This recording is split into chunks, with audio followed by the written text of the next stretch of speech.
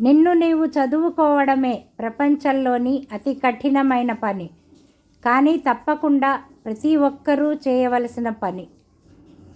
నిన్ను నీవు జల్లెడ పట్టి చూడు, ఇసుక తప్ప మరేమీ దొరకదు. నీకు వచ్చే 1% ప్రతికూల ఆలోచనలు మీ దగ్గర ఉన్న 99% సానుకూలమైన ఆలోచనలని నాశనం చేస్తాయి. సంబంధాలని కాపాడుకునే శక్తి చెట్టును చూసి నేర్చుకో. వేర్లు ఎండిపోతే కొమ్మలు వాడిపోతాయి.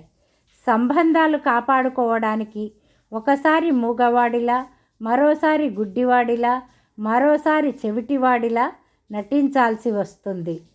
తన సంకెళ్ళని తాను గౌరవించుకునే మూర్ఖుడికి ఎవ్వరూ స్వాతంత్రం ఇప్పించలేరు. నువ్వు అంతగా మౌనంగా ఉండకు. ప్రతి క్షణం నీ నోరు మూయిస్తుంది ఈ లోకం. ఈ రోజుల్లో తప్పు చేయని వారే తల వంచుకుంటున్నారు. తప్పు చేసిన వారి కళ్ళల్లో అబద్ధపు పొగరు ఉంటుంది. జీవితం కొంత బాధ, కొన్ని ఎదురు దెబ్బలు, కొన్ని బాధతో పెట్టే అరుపులని అప్పుగా ఇస్తుంది. మోసం చేసేవాడు అనుకుంటాడు, నేను చాలా తెలివిగా మోసం చేశాను అని.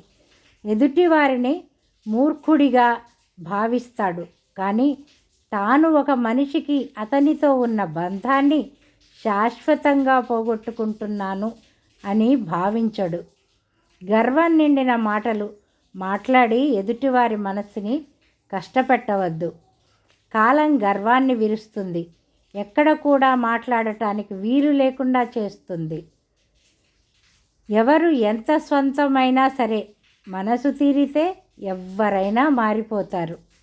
నువ్వు చెప్పలేకపోయినప్పుడు, ఏడుపు మాత్రమే వచ్చినప్పుడు ఏడువు. ఫిర్యాదులకు కూడా గౌరవం ఉంటుంది. ప్రతి ఒక్కరి మీద చేయలేము.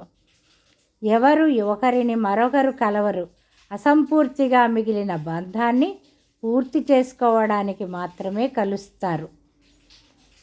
ఎవరి దగ్గర నుంచి ఏమీ ఆశించకు. ఎందుకంటే ఒక్క భగవంతుడు మాత్రమే సేవ చేసిన వారికి ప్రతిఫలాన్ని ఇవ్వగలడు. ఒకరి జీవితంలో నీ వల్ల మార్పు రావాలి అంటే నువ్వు వారిని చాలా జాగ్రత్తగా చూస్తే చాలు. జీవితంలో ఒకే ఒక నియమం పెట్టుకో. సూటిగా మాట్లాడు, నిజం మాత్రమే మాట్లాడు, వారి ఎదుట మాత్రమే మాట్లాడు. నీ వాళ్ళే అయితే అర్థం చేసుకుంటారు. అవసరం కోసం కనుక నీతో ఉండేవారే కనుక అయితే వెళ్ళిపోతారు. ఒంటరిగా కూర్చొని నీతో నువ్వు ఒక ప్రశ్న వేసుకో, నేను లేకపోతే నిజంగా ఎవ్వరికి తేడా వస్తుంది అని. ఎవరికి తేడా వస్తుందో వారి కోసం మాత్రమే జీవించు. మిగిలిన వారిని వాళ్ళ కర్మకు వదిలేయి. జీవితం ఎప్పుడూ ఒకే తీరుగా ఉండదు. నవ్వేవాడికి ఏడ్చే రోజు, ఏడ్చేవారికి నవ్వే రోజు తప్పకుండా వస్తుంది. కానీ ఓర్పు ఉండాలి. నిన్ను బాధ పెట్టేవారికి నీ మీద కోపం ఉందని కానీ, నిన్ను సంతోషపెట్టేవారికి నీ మీద ప్రేమ ఉంది అని కానీ చెప్పలేము. ఎదుటివారి కష్టాన్ని కానీ, ఆలోచనలని కానీ అపహాస్యం చేయకండి. అవమానం చేసినా మౌనంగా భరిస్తున్నారు అంటే అర్థం వారికి మీ మీద ప్రేమ అయినా ఉండాలి, లేదా మీరు వారికి అవసరమైనా అయి ఉండాలి.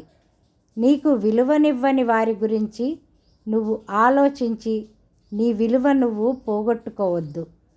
నిన్ను తేలికగా చూసే వారి ముందు కన్నీరు పెట్టుకోవద్దు. ఎందుకంటే కన్నీళ్ళు చాలా విలువైనవి. అవి మన భావోద్వేగాలు. మనం మనసులోని భావాలు మనకి విలువనివ్వని వారికి చెప్పినట్టు అవుతుంది. అందుకే కన్నీరు చాలా అమూల్యమైనవి. శరీరం అందంగా ఉంటే వారిని మనుషులు ఇష్టపడతారు.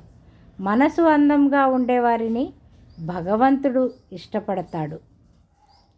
ఈశ్వరుడు నీకు ఇచ్చిన దానికి సంతోషపడాలి, కానీ నీకు లేని దాని గురించి బాధపడకూడదు.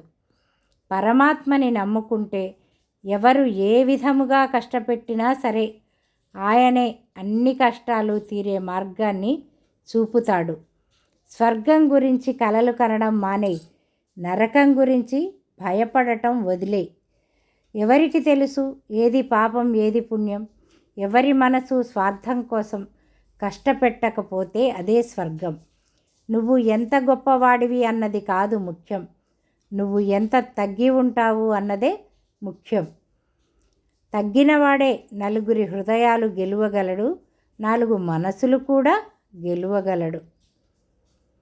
మనిషి లోపల రాముడు ఉంటాడు, రావణుడు కూడా ఉంటాడు.